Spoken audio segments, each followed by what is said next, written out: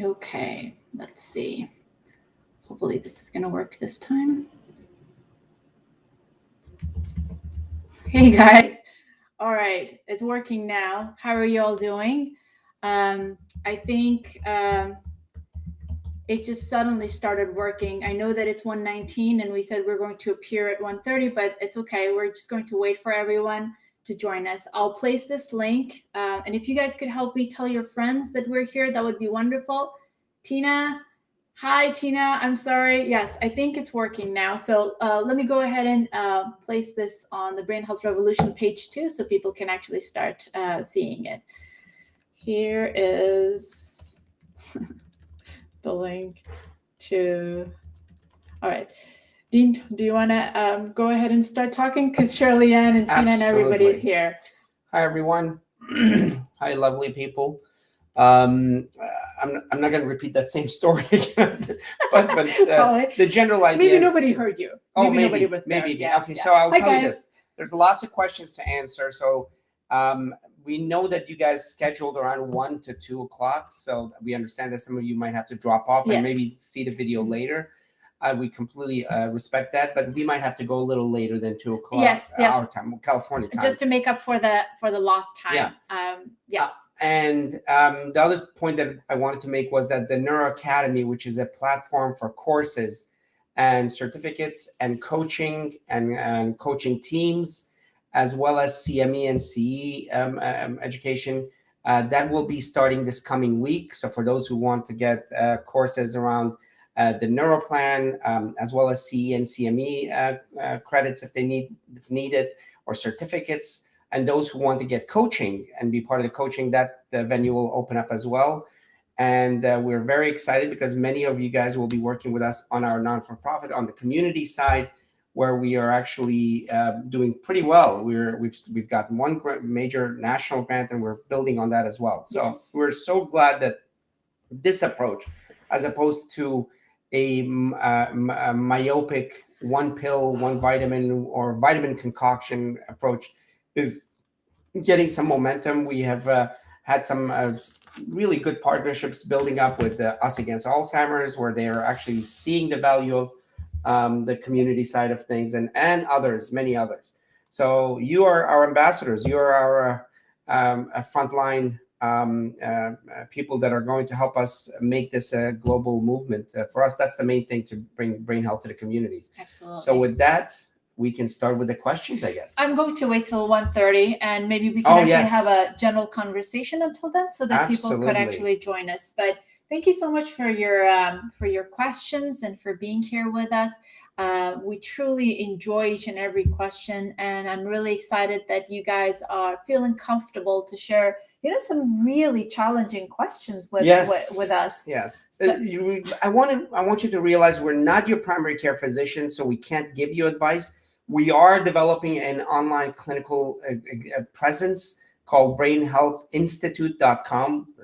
It was amazing that's being developed with an incredible team, and it's going to be an online. So those who need a neurologist, we can have us as neurologists in the future, but that's starting in January. So, but at this point, we can't give you advice, especially if we're not your caregivers. So although we can talk in generalities, we can't talk to your specific condition. Agreed. And you understand that. Yeah. So, but I think we can still speak in generalities in a way that can be helpful to people. Absolutely. But, yes. Yeah. All right. Kathy Archer has a little bit of difficulty getting us. So Kathy, I sent you a message. So if somebody could tell that Kathy was having issues, that would be wonderful. Okay. So maybe what we could do is just talk about something general, and, maybe start with one question, and then we can take it from there. Sounds good? Yes. All right.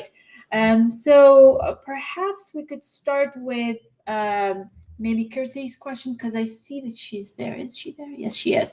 Yeah. So she was asking us about whether you can make green smoothie and you can keep it in the refrigerator for a while, and you use it some other time, because there's a concern that, do foods go bad if you make them, if you prepare them and you leave them? Do their nutritional value go down in any way?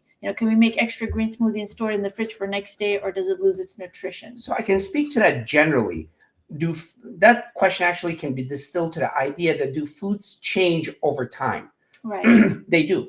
I mean, the whole concept of sprouting is just that. How could a food that has already all the elements in it, be more beneficial once it has gone through its process without any addition from outside? I mean, the idea is that in that chemical process, it actually changes its structure to the point that it was things that were not available before become available.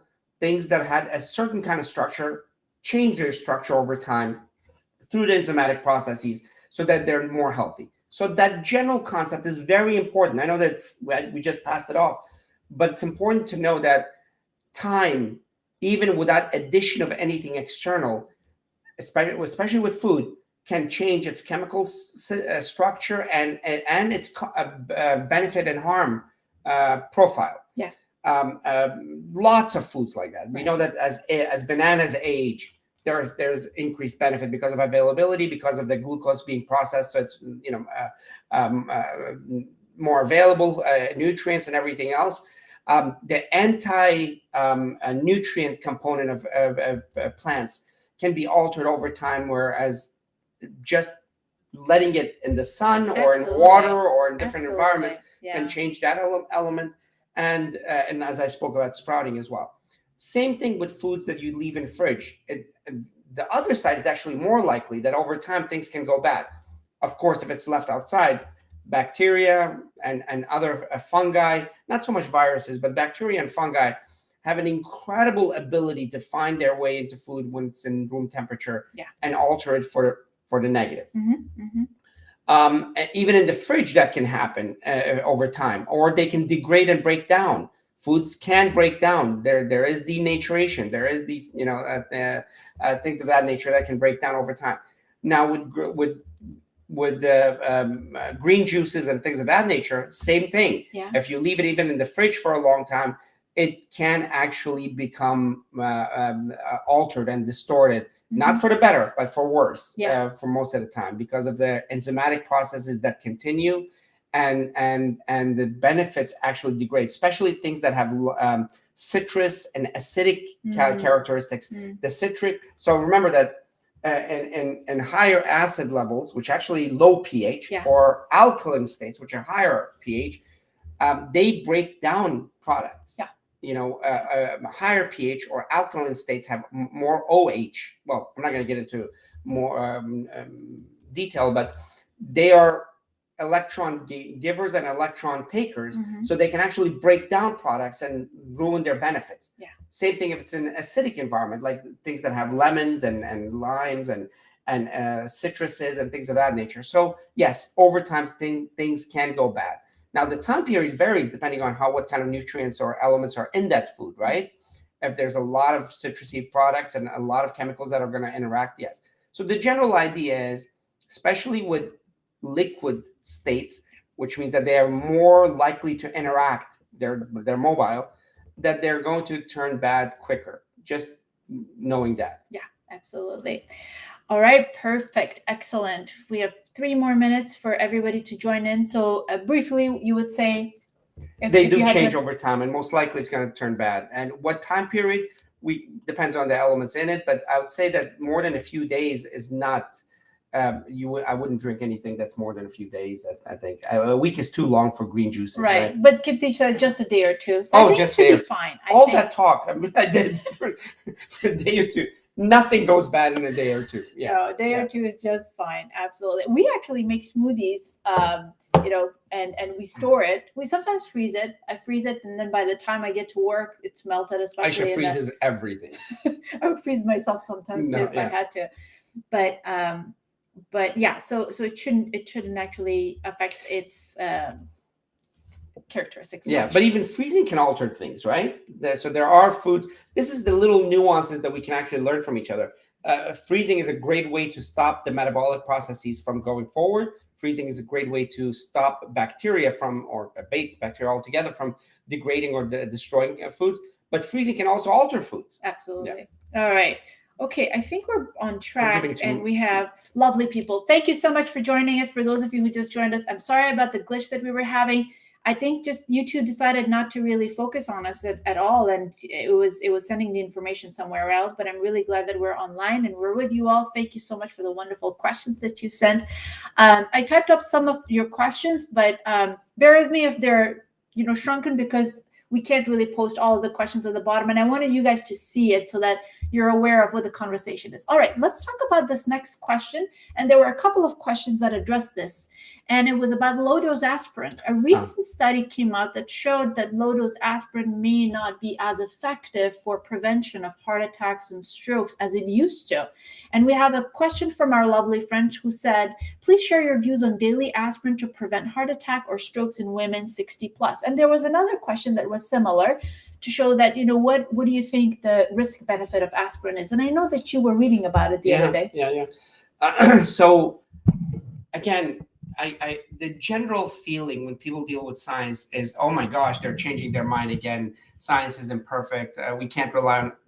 That's the complete opposite of what I want you guys to get out of this. Science is a system that changes with new data, sometimes correcting itself, sometimes becoming more, or often becoming a more complex version of the previous data. And on the surface, it looks like it negated the previous data, but it's usually a more complex version. And that's what's happening here. We knew that aspirin has an effect on the body. Well, that's a very blunt overstatement. Right. We know that aspirin has an anticoagulant effect on the body, and a particular pathway of coagulation or clot building, right? We were actually doing this with our kids the other day in the car, showing the extrinsic and intrinsic cascades and all of that. So aspirin definitely has that. And we even found out that aspirin might have some effect beyond its anticoagulation, and even as far as its effect on cancers, inflammation, and things of that nature, because how they work on cyclooxygenase, a particular pathway, also indirectly affects inflammation. So we knew that. So the blunt first answer was that aspirin is good for all anticoagulation. Right. That's it. And for what we didn't have before, where people didn't, died of strokes by the millions, this was a good first step. Now we're learning more nuance. And in fact, in the near future, we'll learn even more nuance, which is for your genetics, for your epigenetics of where your genes and your biology is at this point in your life, and for your epigenetics in the context of food and environment that you have, what medicines work in what way. That's the next step. That's where there was a question about AI, artificial intelligence. Well, that's actually not even that difficult for artificial intelligence. Figuring out your profile is nothing. The kind of artificial intelligence we're talking about is protein folding of all the body's protein folding from your genetics. That's just remarkable. Right. But to figure out your profile, given your genes, your epigenetics, which is methylation, glycosylation, and other things, as well as your life and how they interact and how they interact with medicines, is in the next phase. Yeah. So what we've learned about aspirin is that aspirin is still beneficial. You should definitely, first of all, not just take that paper on its face value, but always it's in the context of your problems, your diseases, your situation, and with your doctor. Right. Your doctor will know all of this, but will have to contextualize it to you.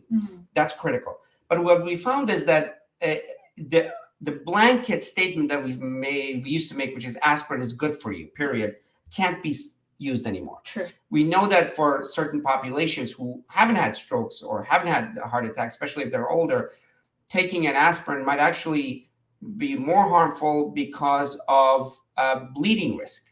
So the bleeding risk outweighed the stroke risk for a certain population. Yeah. So the statement is saying that 40 to 59-year-olds should speak with their clinician about taking low-dose aspirin to prevent cardiovascular disease, while people 60 and over should not start taking aspirin if they don't have any risk factors. Yeah.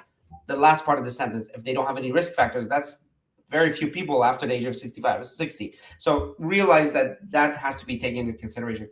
But irrespective, you should talk to your doctor and your doctor will be a little more discerning as far as who should get aspirin. Yeah. It's not going to be a blanket statement that, oh, you're over 40, take aspirin. It's going to be a little nuanced. If you don't have the risks, they're not going to push you to take aspirin. And that's basically it. And although the next statement I'm going to make which is lifestyle, that's why lifestyle matters more, because it interacts with your body to lower your clotting risk, lower your inflammation risk without the side effect. At the same time, I don't want to be one of those lifestyle or plant-based doctors that throws the baby with the bathwater and medicine is bad, aspirin is bad, cholesterol-lowering medicine is bad. No, it's nuance.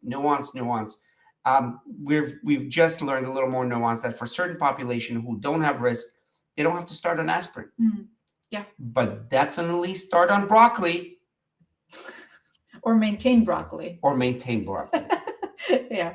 Unless you're on Coumadin or something like that, then you have to adjust it to the Coumadin levels. Well, yeah, not a lot of people are on Coumadin nowadays. Yeah. There's some really good novel oral anticoagulation medication that, don't require for you to adjust your greens. But in any case, that's something that, people should talk to their doctors about. And I don't want to confuse the issue, but great question. And that was a great answer too.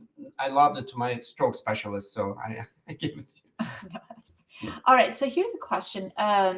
It's a two-part question. Okay, so one of our friends mentioned her husband, who was a 64-year-old gentleman, has a family history of heart disease, slightly high cholesterol, is on a low-dose statin, which is a cholesterol medication, had a brain aneurysm successfully removed last January. Recent blood work has all been normal. Doctors recommended staying on statin and aspirin. So he has a history of heart disease, and they're both on a whole food plant-based diet. And the neurologist who saw him said that his quick recovery has been because he actually has a very healthy lifestyle. And what would be the need for aspirin in this situation? So it was a very complex question. And my quick answer is everybody's individual risk factors has to be addressed separately. With their own doctor. Yes, with their doctors. Yes, the guidelines suggest something and the new research suggests others. But every individual is different. Like, for example, in this situation, family history of heart disease, aneurysm, slightly high cholesterol, on his way to get better. I think this would be something to follow the doctor's recommendation. And if the doctor or the neurologist says yes for statins, aspirin, then it is a yes. I'll throw something else in. Okay. You have this paper or this concept, which we'll share the paper with you, with the audience. Sure. If you're going to go to your doctor, take the paper with you and make them uncomfortable. And one of the questions is, how do you become your own advocate? Right. So you don't want to be annoying. You don't want to be, because humans are humans. If the doctor is annoyed, they will be passive aggressive. Not us. We're very nice. We're nice. We're too nice sometimes. But they will be passive aggressive in other ways. So you want to be their friend. Nice. You want to be you want to sorry about that. No, you want to communicate with them in a very personal way and stuff. But in a very nice way. Here's a paper I just read.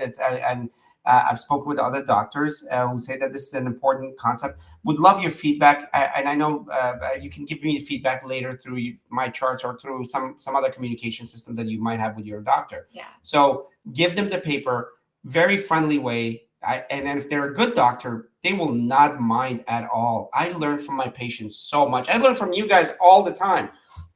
When you bring a new concept, a new question, by the time we've read it, it seems like, my goodness, we know everything. No, we have had some time to prepare as well. Yeah. So we learn all the time. And if the doctor is not receptive to information in a nice way, that's a red flag. Yeah. Great. Okay. Perfect. Let's go on to the next one. The next question is about coffee. Since coffee is a diuretic, how much, if any, drinking water should be added to our daily intake in order to replace loss of water? So there's a blunt rule for this. Yeah. Do you know about the blunt rule? No, I don't. So for every cup of water, you have to drink 2 cups of water. I'm sorry. For every cup of coffee, you have to drink 2 cups of water. Otherwise, that would have been 3 cups of water. I know. Sorry. I got a little flustered with the whole YouTube situation too.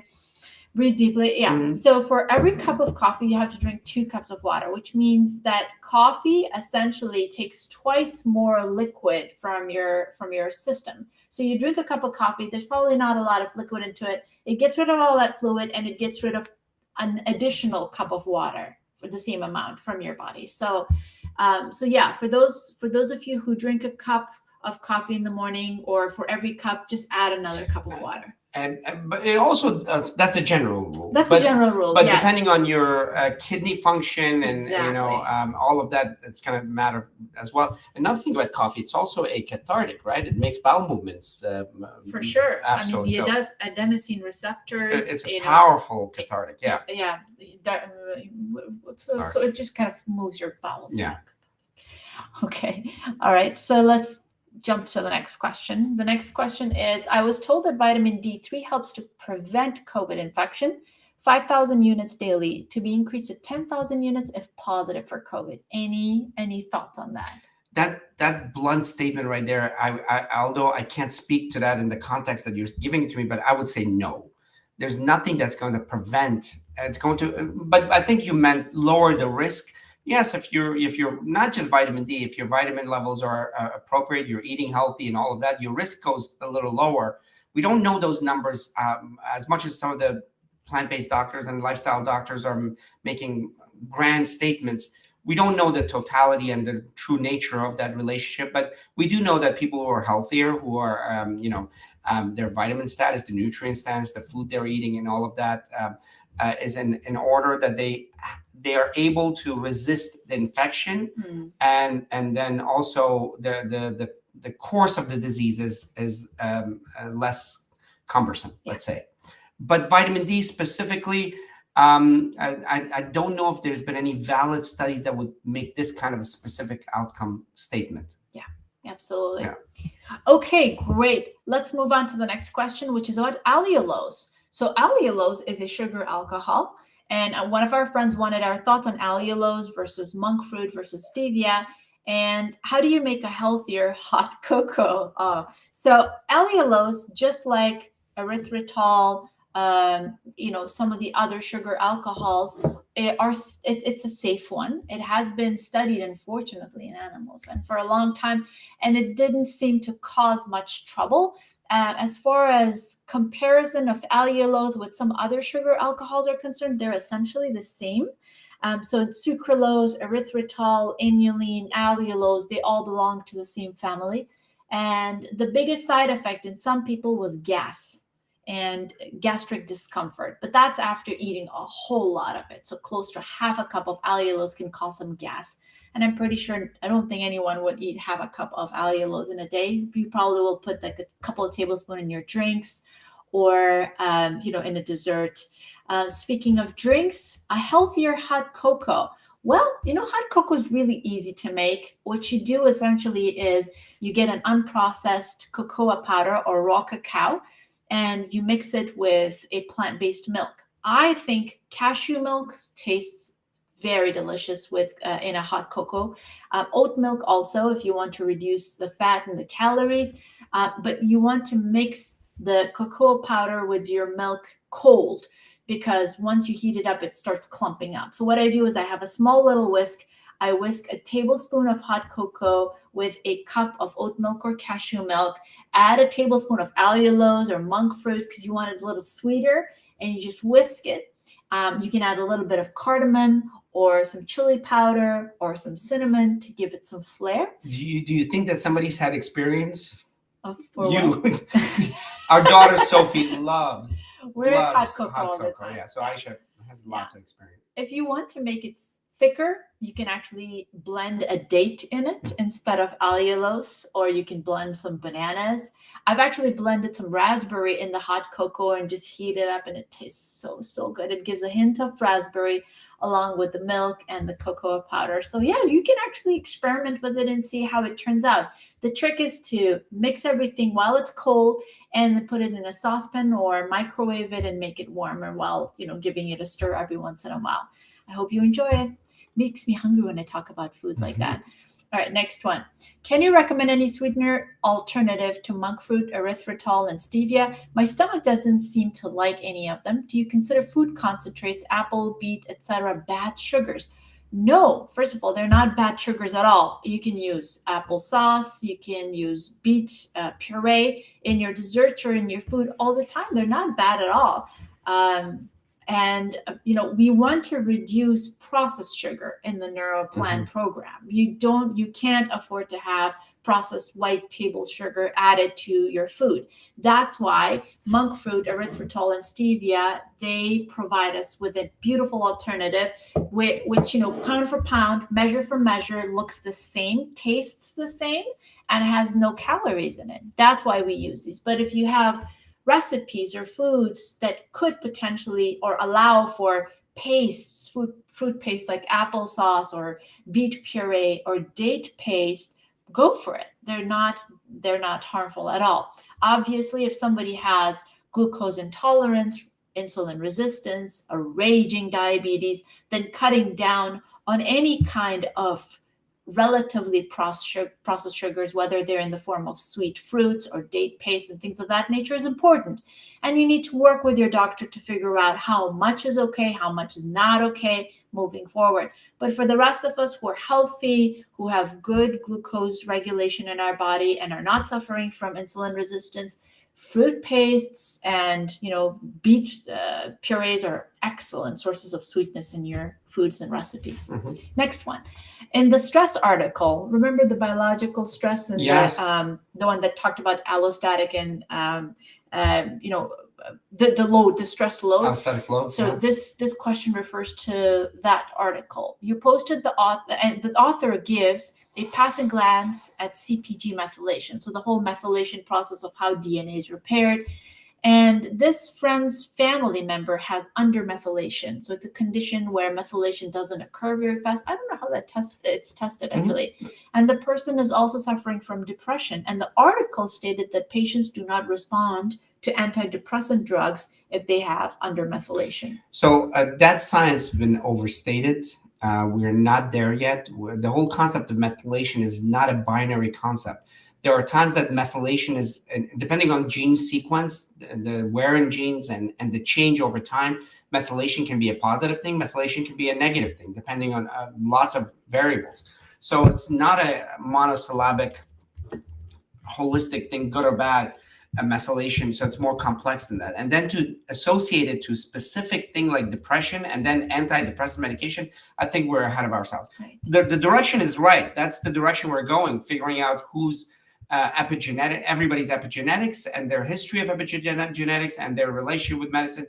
We're not there yet. I think people are extrapolating way beyond the data, and I think that's dangerous. Yeah, absolutely. In fact, a lot of the functional doctors and a lot of, by using this language, kind of sell complexity and nuance and make themselves look way more knowledgeable than the data actually gives us. So I think that's an overstatement at this point. Right. So in such situations, if the loved one is on an antidepressant medication and it doesn't seem to work, it's not because of the undermethylation or any genetic factors. It may be multifactorial, and that's something that needs to be addressed in that complex way. Correct. Okay, perfect.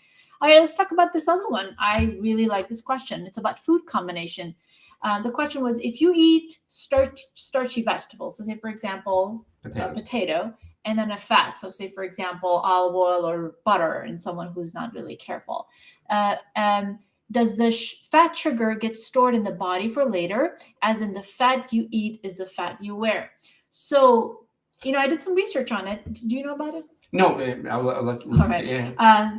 So the whole concept of food combination is a very old founded principle that was, brought up about 100 years ago, where, dietitians and nutritionists had set a rule of not eating certain foods together because the body couldn't tolerate it very well, or it affected our metabolism in a particular way. But now there is no scientific evidence to support the principle of food combination. If you eat fat, it gets stored. If you eat carbohydrates, it gets stored based on your predetermined condition, your energy expenditure, and your general health. So it's, food combination has no basis on science. Correct. I mean, if you have, well, I shouldn't answer this. You already. Go for it. No, that was beautiful. Go. We're good. No. Gives me time to actually find more questions. Okay. I don't want to be one of those one-uppers, So if a person has excess fat to begin with, their metabolism and their body's response is going to be to that general state. And if you don't need extra energy, whether it's carbohydrate or fat, it's going to get stored. Yeah. It's not a combination. It's not. So it's the a priori state that you're in that determines a lot of those storage and not just a priori as far as your fat storage already, but as far as your energy state at the given time. And it's very confusing, guys, because you do see some prominent people in social media, some functional doctors talking about food combination. I could not believe the number of articles that I found when I Googled food combination, and they're by some relatively well-known doctors and nutritionists, and I couldn't believe it that they still are believing and spreading this information, saying, oh, the most toxic of food combinations is carbohydrates and fats, like relatively refined or well, you starches. believe in that somewhat. How? Well, when we add ketchup to things. That's different. Yeah. I have to tell you. Aisha so gets so irked when I add ketchup to, and sometimes I do it just on purpose, just to make me funny, to make the kids laugh. But you're adding ketchup on apples or whatever. But Aisha hates ketchup. No, I get irked. You know why? Because say, for example, we made the butternut squash dish together, right? I put like the onions and the tomato paste and all the flavors, and I let it really marinate, and I do a really good job at giving things flavor. And then I see Dean slapping it on his plate and then pouring ketchup on it. I'm like, I don't think you need that. So yeah, that's okay. Yeah, no, it was. You were kind. You were kind. I felt inferior as a human being, but that's okay. I hope I didn't make you feel that way. No, I'm joking. No, but it's but the concept, you're absolutely right. Why are they doing this? So the why is important. Whenever you see, so it's making things. I always talk about complexity. Yes, we're going towards complexity, and complexity means a greater relationships, greater understanding of relationships and how relationships work, whether it's at the human level, at the sociological level, societal level, human level, individual level, family level, nutrition level. Yes, absolutely. But when you hear these quirky little combination things, it's just unnecessary complexity because there's no data to that. So eat food and know your calorie intake and output and what your goals are, because that's going to determine how much is going to be stored or not stored in your body. Yeah, absolutely. All right, guys. All right. This is another question. I think you said that eating a whole food plant-based diet will balance your hormones. Is it possible then that I won't need any hormone replacement? No, I don't think so. So balancing hormone is a broad statement. And when we say it balances your hormones, it means that your body is, first of all, it kind of lets go of all that stress. So your cortisol, your thyroid hormones, and everything else that is related to it, because everything affects everything else, right? The body works in a synergistic way. They fall at their base harmonious levels.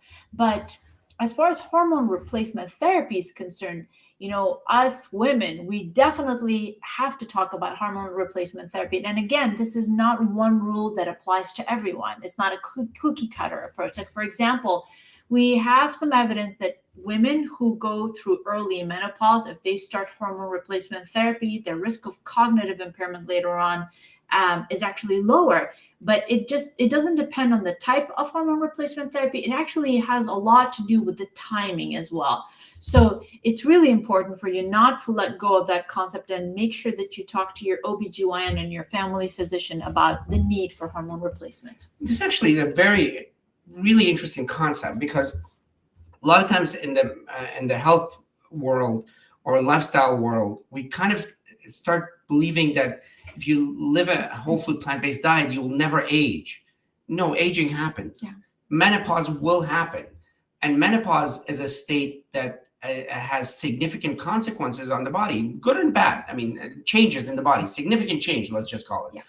And we have to adapt to those changes. We do know what happens with menopause as far as bone and muscle and even brain. And sometimes we have to adjust. We have to take hormones and same things we are finding out in men. Testosterone levels, no matter, yes, For men, That's you true. might actually maintain higher levels of testosterone longer if you live a whole food plant-based diet. We know that higher fat content, fat cells, actually create estrogen and estrogen pathway high levels. Yeah. So we know that people who are whole food plant-based and are in better shape, they will have higher testosterone level, but it doesn't mean they will have it indefinitely. So you have to be aware of it, and if there's need for replacement, absolutely. So I want to make sure that we take this magical thinking out of the lifestyle world and realize that we are aging. We are aging much better if we're much better if we're living a whole food plant-based life and exercising and doing all of these things. But sometimes irrespective of that, you have to take medicine. You have to do certain things that are required. Just a reality. Beautifully stated. All right, next one. Dean briefly mentioned that in 5 years, there may be help for Alzheimer's patients with artificial intelligence research. Can you explain in more detail?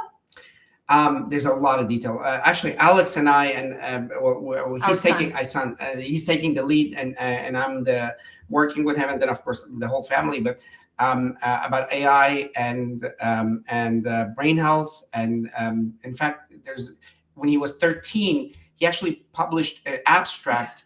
And he was too young to get into the Alzheimer's Association International Conference. They wouldn't let him get into the building because his poster was there. Yeah. The computer was in front where he was actually from outside, had a picture. He was in the hotel. Yeah.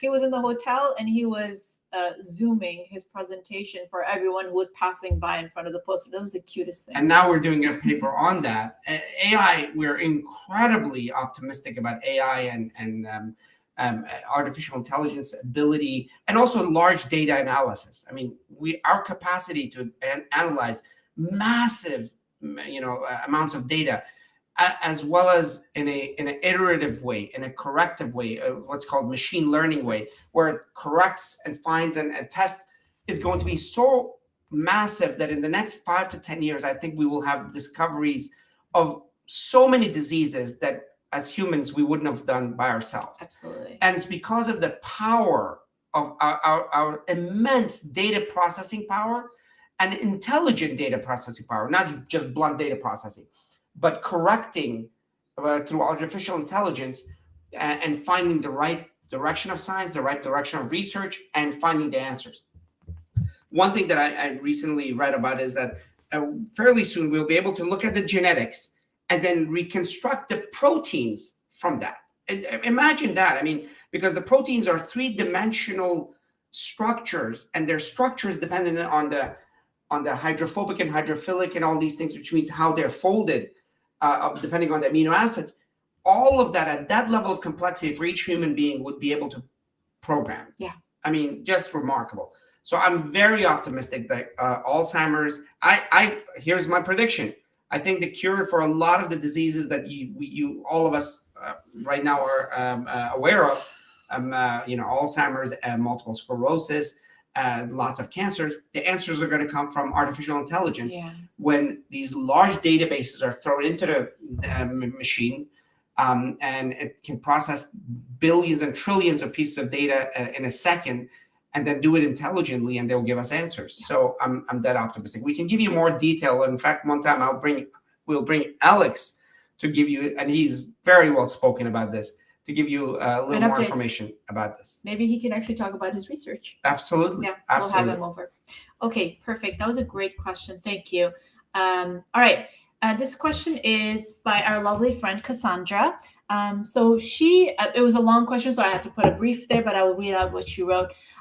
She says, I'd love to know tips and advice for advocating for yourself in your medical system. And you addressed that earlier. Yeah. I had a colonoscopy today, thanks to a PCRM podcast interview with Dr. B, Will Bolsowich, who convinced me that doing the FIT test was not enough.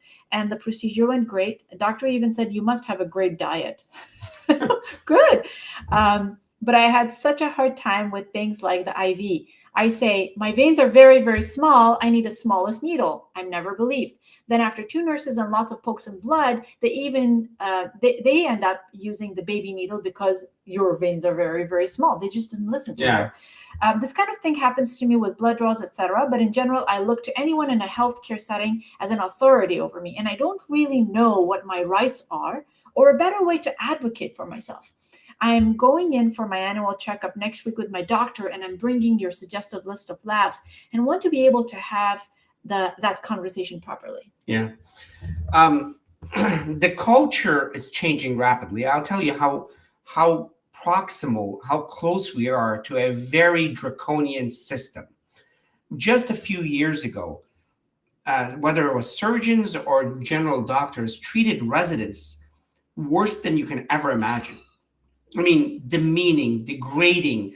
I mean, just and it's. I wouldn't put blame. I blame culture and acceptance of that. So, change is important. Change is happening. The next phase is for physicians to accept conversation with their patients. Part of the problem is the amount of time they have. 15 minutes to 10 to 15 minutes, literally That's 10 to nothing. 15 minutes. That's nothing. And during that time, you have to do an exam, you have to take the vitals, you have to do the questions, Just write notes. it's just so that's the biggest limitation. And then the other thing is the culture of conversing with the patient. And the third element is when the patient brings up concepts like lifestyle, although that's becoming quite rapidly acceptable. Agreed. Quite rapidly. Mhm. But still, there's a lot of doctors that not only are incredulous about it, they're resistant to it, because by accepting it, they're going to reject all their past. Remember the whole concept that I say, that the battle that we face in today's world is past protectors and future seekers.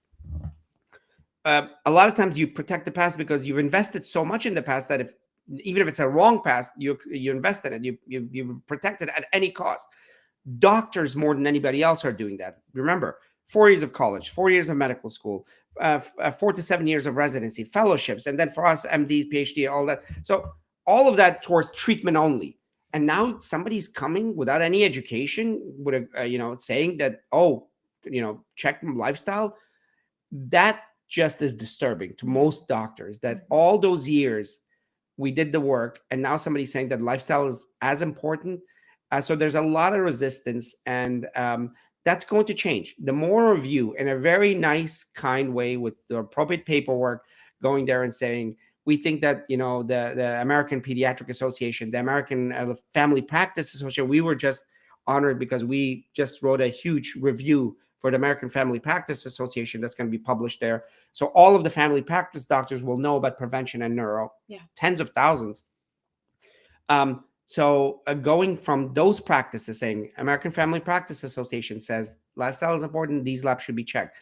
Diabetes Association, and so on and so forth. When you go with these resources, as opposed to Google, just a blunt Google or blunt YouTube, from the associations that they know of, Harvard Review, American Medical Association, all of these have now accepted. Right. American ACLM, American College of Lifestyle Medicine, which is one of the fastest growing organizations. When you go with them, then it's going to make it a little more. Maybe that's what we should do. Maybe we should actually get some guidelines from authority organizations and make it available, so that when people go to their doctors, that's actually then a tool that they can use. I think that's a great idea. And they recognize certain one of them. I mean, PCRM and all of those are great. We love Neil and everybody else, but still, it's not a universally accepted source. But JAMA, AMA, Family Practice, all the these organizations that come up with guidelines. Guidelines will definitely help out. So that's where we need to approach it. And to address self-advocacy and standing up for yourself and making sure that you're heard, as a patient, you do have all the rights to tell doctors and healthcare providers what works for you and what doesn't. And the decisions that they make should be made with you. And if you feel like you're not heard, you should nudge them. There's really nothing wrong with you telling the nurse or the doctor that my veins are small and I usually have trouble getting blood from my veins, so please use a smaller needle. Or for example, I don't want blood to be drawn from this arm, I want it to be drawn from this arm because I have a better vein, or things of that nature. I think if they don't listen to you, it's because they're not good communicators. But you have all the right to express your feelings, tell them what has worked for you in the past. Of course, some people are unreasonable and they take it completely somewhere else. But within the circle of reason, for something that you have experienced in the past, you have all the right to make sure that that happens to you. Just to reiterate the previous thing, not to negate from what you're absolutely right. If you're going to them, please make sure that your authority is not a person, not even us. You can't say Sherzai's. I mean, as much as we think that we are providing, it's actually not appropriate for one doctor to be quoting another another doctor. We kind of feel very weird too if somebody comes to us and says, do what the other doctor told me for you to do. Yeah, unless it's part of your care team. Right. That's a separate thing. If you're part of your care team, yeah. But if it's from an authority or guidelines, absolutely. Yeah. They have to listen because they are getting their resources from the guidelines. Yes, absolutely. That's such a great idea. So my homework is to create some sort of a present documentation from the American Academy of Neurology, ACLM, for American College of Lifestyle Medicine, as far as the importance of prevention of cognitive impairment, brain health in general, and for different things as well. Absolutely. And make it available for you all so you can download it and print it out. And that's something really wonderful to carry and take to your doctors. That's a great idea. That's such an empowering. Such a great idea. We're all about empowerment, so that's wonderful. Cassandra, thank you for that wonderful question and for motivating us towards that direction. Yeah, let's take a note. All right. Next one is, I drink a lot of herbal teas. My favorite contains lavender, which I drink or diffuse to de-stress. I recently read that studies have shown that lavender oil is a hormone disruptor. Is this true? Not that I know of. I've actually looked at some articles, but the references that were associated with them were not based on scientific evidence. Inhaling lavender oil is in a diffuser or drinking lavender tea does not seem to actually cause any trouble for your health. And I even went and I looked for sources of lead, mercury, or some other heavy metals in lavender teas. And they're not, because they're not stored that way. They're not treated. Lavender flower is so delicate that it gets destroyed if you add anything to them. Yeah. So there was one study that showed that some lavender florets had mold in them, but that really doesn't happen in the United States because of all the regulations that they have to go through. Absolutely. So I would say drink your herbal tea and use it as a diffuser if you'd like to, with no problem. Next one is, when one switches from a meat-eating diet to a vegan diet, how quickly do you think one would see a change in blood work, for example, cholesterol, etc.? I think our usual answer is depends, right? I mean, it's the intelligent answer to give, but I'll tell you, I'll go a little step further and say faster than people think. Yeah, we see changes. Yeah, I have to say, so vegan diet can be unhealthy. Oh, that's right. So we don't use the word vegan. Vegan is a lifestyle, right? Vegan is a lifestyle where you shun away animal products, but a whole food plant-based diet. I hope that's what you meant. And I think we're going to focus on that, which means eating an unprocessed plant-based diet, getting your proteins, carbohydrates, and fats from plants and not from animals. Correct. Because lots of vegan food have lots of fat. Right. Yeah. French fries are vegan. Yeah. Oreos. Lots of ice cream is vegan. Correct. I mean, chocolate is vegan. But correct. There's some chocolates. Correct. So it's whole food plant-based, faster than people think. But in general, it depends on your previous cholesterol levels. It depends on all the rest of your diet, how long you've been in this state, how much damage has been done, all of those things. But I can bluntly say that faster than people think. Give us an anecdote, like one of your experiences. I've seen several patients who had cholesterol levels in the 250s or so, and then within a month they got to 200. Yeah. I mean, that's very doable, and that's massive because the trajectory is as important as the number. Yeah. So that I've seen regularly. Just a couple of weeks ago, I was working with this lady who had an LDL of 167. Yes. And she said, I'm just going to wait for 2 weeks and reduce it with lifestyle because I know there's a lot of improvement there. And if it doesn't go down, we can start statins. She was at high risk for stroke. And in 2 weeks, but she went just massive. That's what I meant. Exercise, exactly. Diet, sleep, and everything else. And her LDL cholesterol fell from 167 to 110 within 2 weeks. Wow. That was the most rapid one that I had seen. But of course, I mean, she did so much. So yeah. And then there are people who try their best and nothing happens within a month or so. So it just depends on your chemistry, your genetics, and how intensely you change. But if you're making the lifestyle change and your numbers are not changing, they should change. Right. No matter what your genetics and everything else. But for some people, it's much slower. Yeah. But if it's not changing, my bet would be that there is some source of fat in your diet that you're not seeing. Bad fat. Saturated fat. Saturated right. fats, yeah. Okay. All right. Next question is, could you discuss some ways to prevent obsessive worrying if a person has made a mistake, which could have unfortunate consequences? I've been there. Yeah. If one can't fix the mistake, or fixing might make things worse.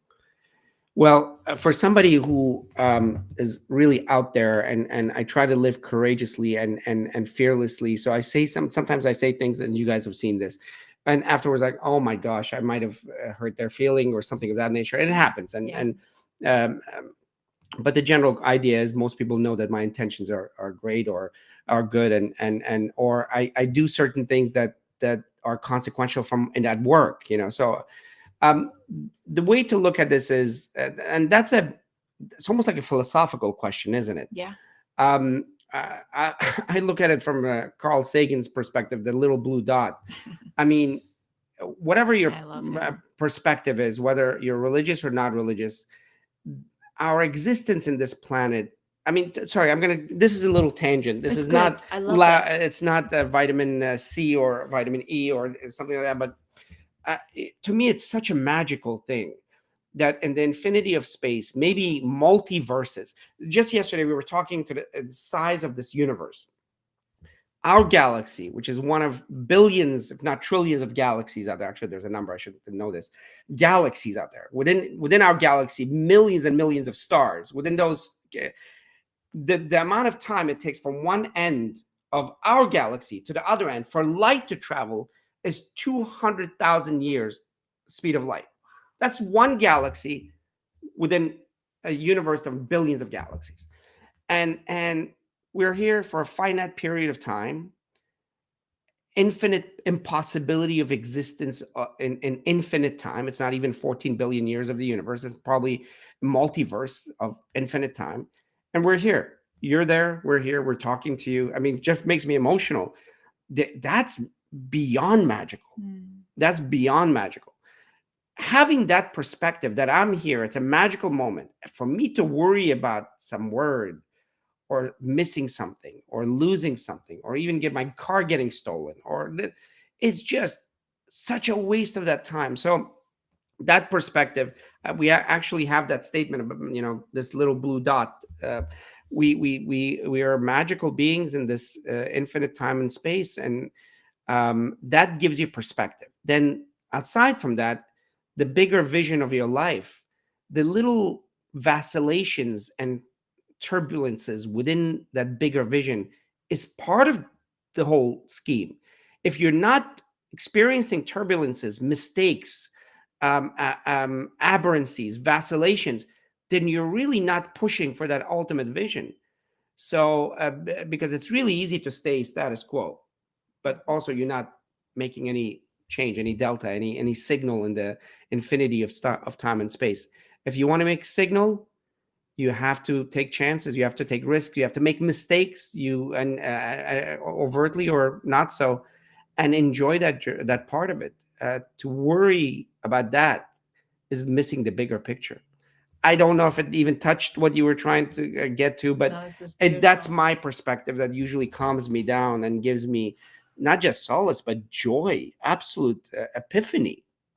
It gives me joy too, whenever you say that, to look at it from that perspective. Beautifully said, and beautiful question. Thank you for that question. All right, next one. Can you discuss ways to organize possessions and time? You both seem to get so much done. It is amazing, and I always feel so overwhelmed. First of all, that illusion that we're creating is a false one. We have things fall apart all the time. Yeah, all the time. We're better organized and getting better organized. Yeah. I mean, our central core thing is to do what we call, we say that our middle name is process improvement, PI. Yeah. It's not a great middle name, but process improvement. How do find out what we're trying to do as far as our vision, our goals, our process. How's that working? Our values. Right. In fact, the other day we went over our values. Do We actually have a meeting you mind if we talk on about Sunday to go over our values. values? Go ahead. No, the decision on what should be in the dining room. Yeah. So we had a little bit of a disagreement on what kind of furniture we should have in the dining room. Go ahead. Yes. You No, said no.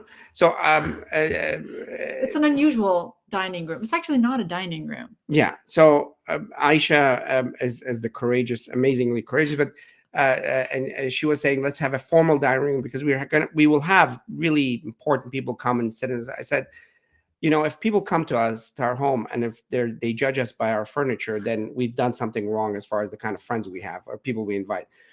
So we have to go by our values, and on the wall, you know, we can write on our walls. It's white wall that's painted to be able to write. We went over our values. In fact, this weekend we're going to go over those values again. What are our values? Epic life, courageous life, empathic life, organized life. And lots of other values. We actually have 80 that we're going to distill and figure out which ones are the dominant ones.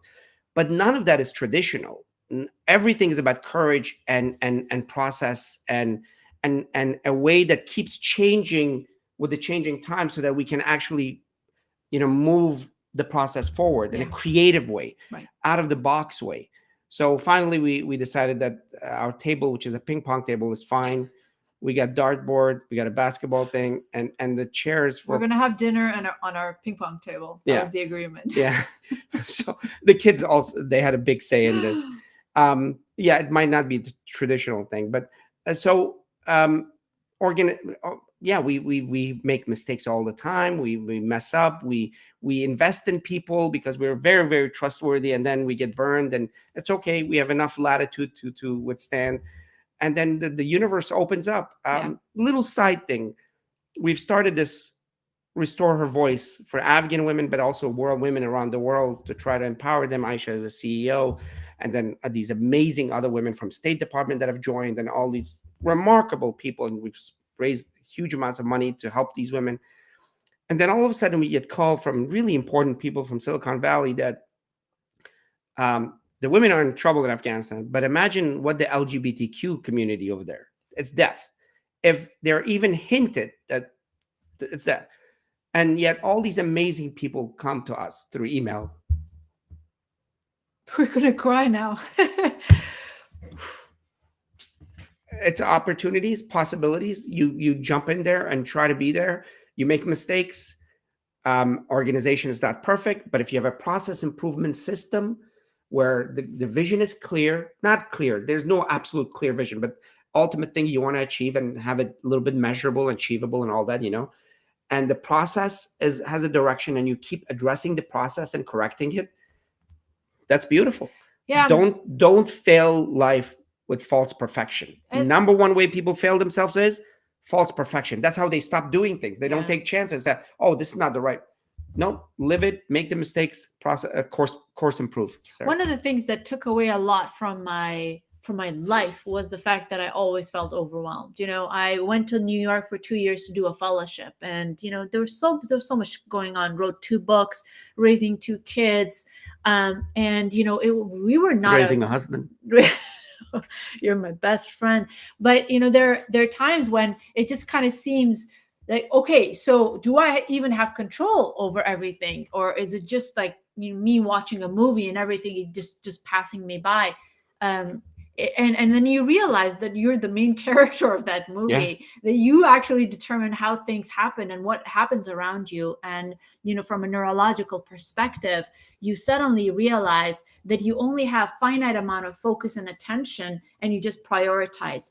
And then for the rest of it, you just have to forget about them. You just have to, you know, have a blind spot for them. The floor is dirty. Who cares?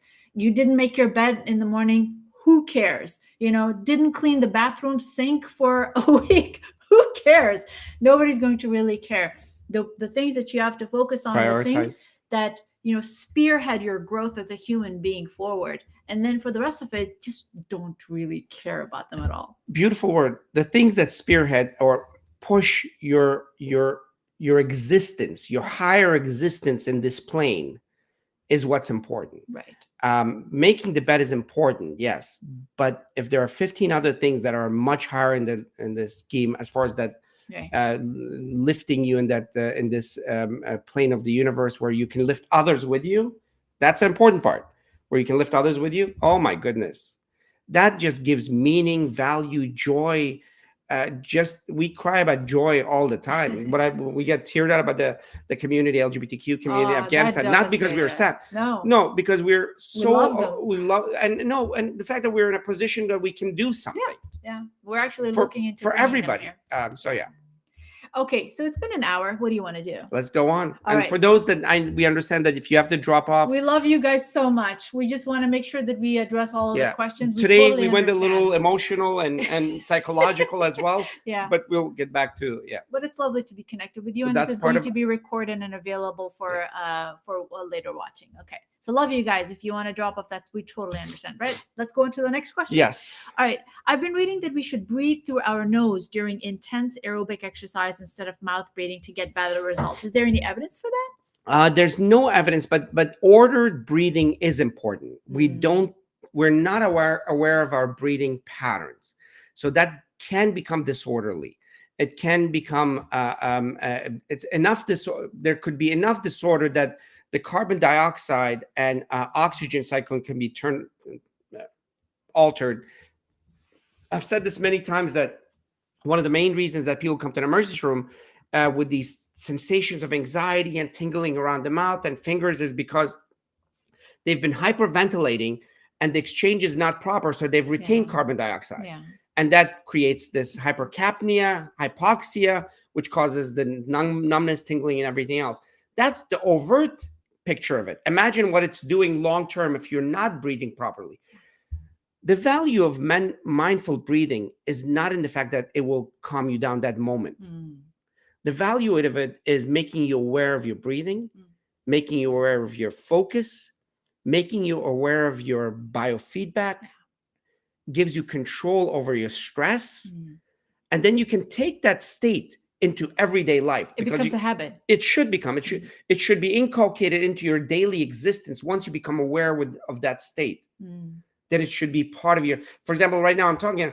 I'm aware of my breath, and I take a deep breath in the middle. It's almost like singers.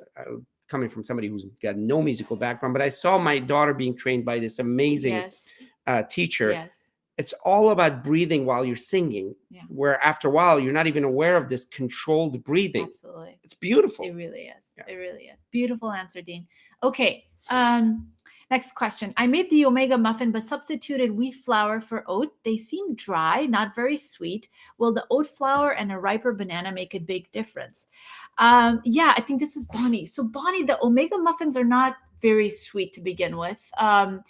Yes, I think oat flour definitely adds a little bit of sweetness to it because oats are sweeter than the rest of the flours. And yeah, you use a really, really ripe banana, the one that has like really dark spots all over them to make it sweet. But I think you can actually make it sweeter by adding some monk fruit next time. We can actually make that together. There are a lot of baking sessions for our December cook-offs, so I think we can actually the Omega muffins together too. And in November you have a bunch. Well, that's Thanksgiving. That's Thanksgiving. I was saying December. So we're gonna do a lot of baking, cookies and muffins and even cakes. We'll make some puddings, some really good desserts for this December coming up. All right, awesome. Next question is, do you have any opinion about stevia as a sweetener? Is it safe? Yes, it is safe. The concern was after this one particular research that showed that when it was given in large amounts, and unfortunately it was an animal-based study, that it caused a lot of trouble. It caused some dysregulation of glucose, some hormonal deficiency, so on and so forth. But, as human beings, if we add a little bit of stevia to our food, I think there's nothing wrong with that. You could use it as a dropper. You could use it as a small little packet. My brother actually grows stevia plant. Oh, like it's a plant, yeah. And the leaves are very sweet, and he dries it, and he just kind of puts this green stuff on his oatmeal. I don't think all of us can do that, but yeah, stevia is very safe. You can use it as a sweetener. Next question. What can be adjusted in the diet to tackle belly fat when the rest of the body is trim and balanced size-wise? So where you store your fat depends on the person, their genetics, their past history of exercise, all of those things. Age. Yeah. You don't have to worry about belly fat. You just have to worry about fat. If you exercise, just generally exercise, so you have muscle tone, and if you reduce your fat content, if you are aware of your calorie intake and output, the body will adjust itself. Right. So some people think by doing abs or crunches that you're going to affect the fat in the belly. It doesn't work like that. It's total body fat and how the body consumes it. So don't worry about where the fat is stored because that depends on so many other variables. Just worry if you're trying to get rid of fat, then your calorie input should be less than the calorie output or usage. I have to say something. I'm Yes. not disagreeing with No, you here. you can disagree, But of I course. think as we grow older, the proclivity for fat, subcutaneous fat, which means the fat under your skin, actually changes. You know, Yes. we have fat pads on our face, on our shoulders, and chest when we were younger. But those fat pads and the fat accumulation in certain part of the body, it changes. And then you have more proclivity for belly fat. For women, it's hips and thighs. For men, it's usually belly fat too. So again, I think there is a little bit of tendency to accumulate fat. Of course, the solution is just looking at your entire diet, but it also has to do a little bit with maybe some muscle strengthening exercises Oh no, absolutely. for appearance too. Of course. So I yeah, agree. I think agree. we said the same thing. No, yours was more nuanced. No, yours was absolutely. very thorough. All right, let's go on to the next one. Have you considered starting weekly community accountability threads where we can share our efforts and cheer each other on? We can share what we ate, how active we were, obstacles we overcame, etc. This next part is, if it's popular, maybe it could even become a daily thread. These could be a single general catch-all thread or perhaps a thread within each topic for focused accountability. We have thought about it, and Yeah. I think we should do it. First of all, Definitely. let's start there. The one thing is we have to be very careful that certain people don't feel guilty, or the language used should be empowering. The language should be almost like self-deprecating. These are where, not self-deprecating, but focusing on the challenges and how the people overcame them and so on and so forth, as opposed to just the successes all the time. But a daily thread, definitely, absolutely, I love it. It's something we should do and we will do. We have talked about this. We want to balance, some of your amazing, motivated community members sharing their life and, telling everyone what they do. And we're balancing it with some of our lovely friends who are not really in the forefront, and they're not very comfortable sharing their information. We just want to make sure that nobody gets intimidated in any way too. Correct. So balancing it, but I think it's a lovely idea, and I think we're going to do a poll sometime in December and show you different ways of portraying your lives so that everybody could benefit from it. And I tell you, the research shows, or the data I've looked at the behavior side of things. That's fine. That when that kind of a situation, if you focus on the challenges, it helps everybody Absolutely. more. I mean, that doesn't mean that you don't highlight the successes.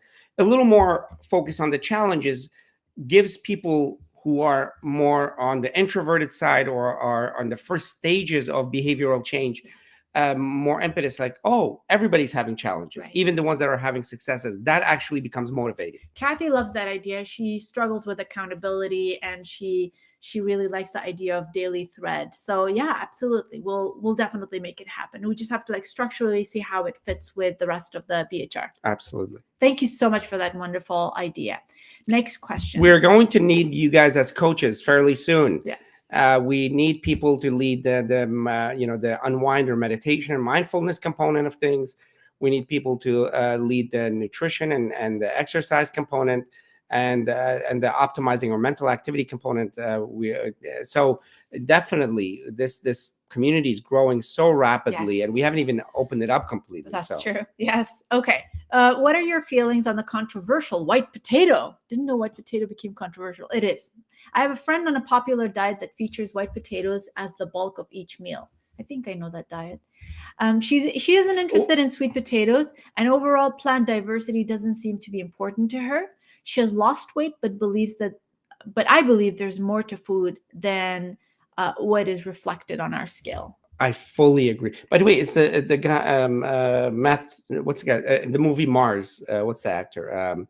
Matt Damon. Matt Damon, yeah. Was that white potatoes? Yeah. That's all he ate. Yeah. For how long? For several years, right? I think close to 3 a year. years. Yeah. Well, So you can't really reflect that in real life. no. I was just wondering if that was white Yeah, potatoes. but actually, Dr. McDougall's diet actually says that just starch should be the main category of food eaten, and they eat a lot of white potato. And there's this guy, Spud something. Remember Spud? He ate potatoes for a year. That's right. Yeah, That's and right. he's losing weight and he's doing well. Anyway, sorry. No, I but digress. we agree with you. The scale should not even be your. Yeah, you should have a scale just to make sure. Absolutely. You know who we worry about scale the most in our patients? When it's weight loss, especially our patients who have dementia or cognitive decline, they start losing weight without knowing because their taste centers and all of these eating patterns are altered. They don't eat as much. They attribute it to themselves, but actually the appetite goes down. They start losing weight rapidly. We worry about the scale in them more than anybody else. We Right. actually tell the family members to weigh them once a week to make sure they're not losing weight too rapidly. Because when people over the age of, the age doesn't matter, but when people start losing weight rapidly, it's not just weight loss, it's bone loss, muscle loss, it's immune deficiency. That's where zoster. So we don't want people to lose weight rapidly. So for the rest of us, forget about the scale, just eat healthy and the body will settle where it needs to. So we agree with you. And the more diversity, the better. Yeah. You don't have to count the number. Yeah, we've given the Neuro 9, which is great. You should definitely live with Neuro 9 in mind. But more diversity of healthy foods, your weight will reach where it needs to. Absolutely. Agreed. And yeah, so as far as the health benefits, I mean, there's really nothing wrong with white potatoes, especially in the context of a healthy, whole, unprocessed, plant-based diet. There's really nothing wrong with white sweet potatoes. White potatoes. Sweet potatoes are better, more fiber, less absorbable glucose. It doesn't raise your glucose as fast as white potato does. More vitamins. So yeah, sweet potatoes are superior. I think we have 2:30, so I think. Yeah. So we are 1 hour and 11 minutes. All right, let's do a couple more and then we're good to go. Sounds good? Of course. Some practitioners recommend oil pulling and massaging body with oils. Would either of these practices be contraindicated for brain health, low-fat eating, and also weight loss? As long as you're not swallowing the oil, I think it should be okay. This is just massage with oil? So oil pulling is, when they just they kind of gargle oil in their mouth and they spit it out, hopefully, Okay. right? Yeah. And then massaging body oils, yes, I don't think you absorb oil through your skin as much as the companies say. It's completely fine. It's not contraindicated if you want to go for it. Next question is, when filling out the neuro assessment, does melatonin count as a medication? No, it counts as a supplement, so it doesn't go into the medication zone. Next question, is there a list of good and bad ingredients that you might find in dairy substitutes? I'm thinking of nut creamers and cheese substitutes. I can name one. Actually, I can name two. Coconut oil and salt. Those are the bad ingredients. Yeah. The good ingredients, I guess, cashews and maybe some herbs that they have. It's so much better to make your own nuts and cheeses at home, though, I have to say. But aren't ingredients more broken down than the whole food that you're more than what are the elements within those things? There's a lot. You're right. I mean, these are dairy substitutes, right? Yeah. The cheeses that are out there, like a Miyoko's. We brought a Miyoko's for the kids the other day, and it just has a lot of salt, and some of them have a lot of coconut oil in them too. So those are the two that I can think of from top of my head that can be really harmful. But the rest, it just depends on the brand. Yeah. Right. I hope I answered that properly. Yeah. You want to expand on it? I want to expand on the tofu chipotle sauce that you made. I don't know. I just off the left field. Oh, so lately, yeah. Yeah. So we've been trying to eat a lot more greens, like really pump up the greens. And really bring down our fat content. Yeah. So especially after my injury and non-mobility and all that. So the nut sauces are great. The cashews, the chipotle almond. If calories and all that is not we don't even look at weight, but calories and all that is not a factor. But you made a tofu chipotle, which is just I'm like, wait a second.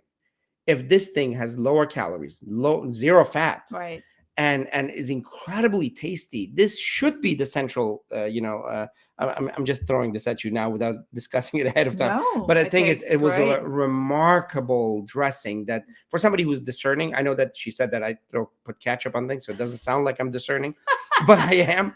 That chipotle sauce was amazing from tofu. So I'm replacing most of the nut-based dressings and sauces and using,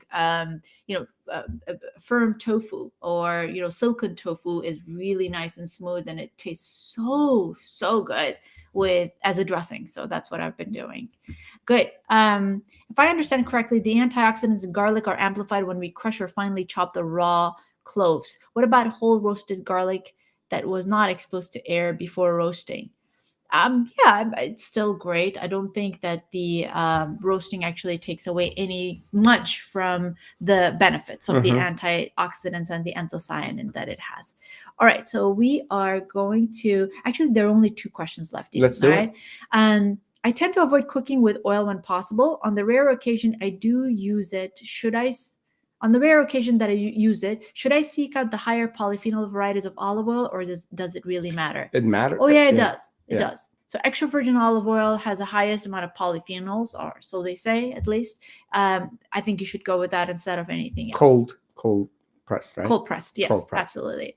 All right, so this was an interesting question. I'm 5'3". My target BMI is 130. I think my target weight is 135 pounds. It's difficult to limit calories to lose weight while meeting the RDAs at the same time. Do I have to meet the RDAs like protein, calcium, potassium, and zinc?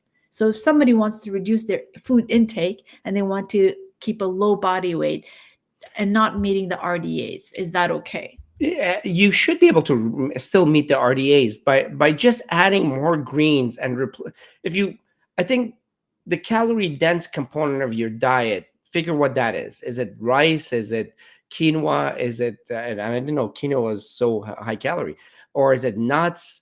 And if you eliminate one of those or a couple of those, and then in its place put greens, you still can get your RDA as well as lots of and manage the calories. I think that's completely doable. We've seen this question several times, and we've actually seen them in our clinic. You just have to look and reflect on what element of your diet has high calorie without adding too much as far as nutrients is concerned. Absolutely. Great. Okay. We are kind of done. There was one question that we didn't read, but I want to end it here. And I'm reading some of your lovely messages. Jim Montgomery, Lucy Taylor, Kathy, Lisa, Cassandra, all of you guys, you're just lovely human beings. Somebody's saying share the tofu chipotle. You got it, Kathy. Of Absolutely. course I will. I definitely will. I'm still trying to perfect it. I've been cooking a ton. I don't know if you guys can tell, but I smell like, I think there's garlic reeking out of my skin because I've been, testing and retesting the Thanksgiving recipes. And oh, by the way, the butternut squash recipe will be posted so you can download it and make it for yourselves. And I can't wait to share next week's recipe with you all. It's going to be so much fun. And that's basically it. Thank you so much. Thank you so much for the love.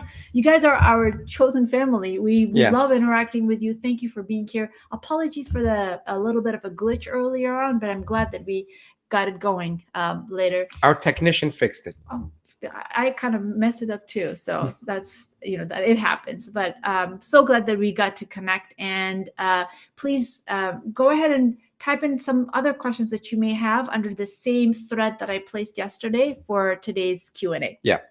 Maybe. Yeah, that's good. Thank you so much. All right, guys, have a wonderful weekend. Love you. And let us know if you guys need anything.